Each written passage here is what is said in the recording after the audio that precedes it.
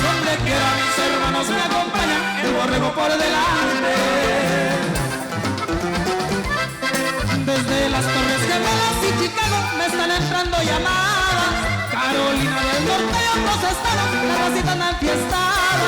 Mi señor le llamó para reportarle que la carga fue entregada. Ya no grande mi ranchito allá en la sierra, te quedaste en el pasado. A pesar de que estoy lejos de mi tierra, me la paso recordando que de niños recorrimos tus caminos, solos con hambre y descalzo.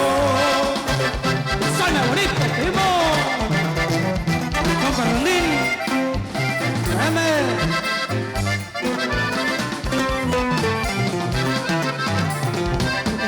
Entre todos los que trabajan conmigo, el respeto me he ganado, porque saben que soy un hombre derecho, como mi padre sagrado.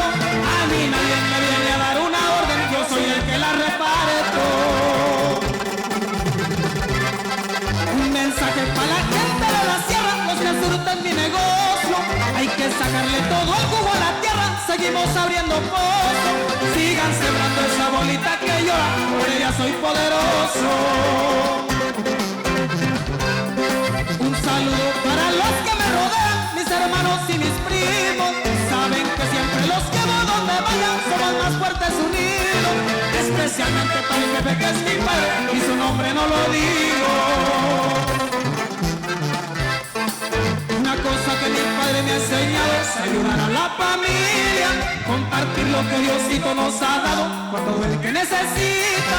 Y donde quiera que yo ando trabajando, siempre la Virgen me cuida.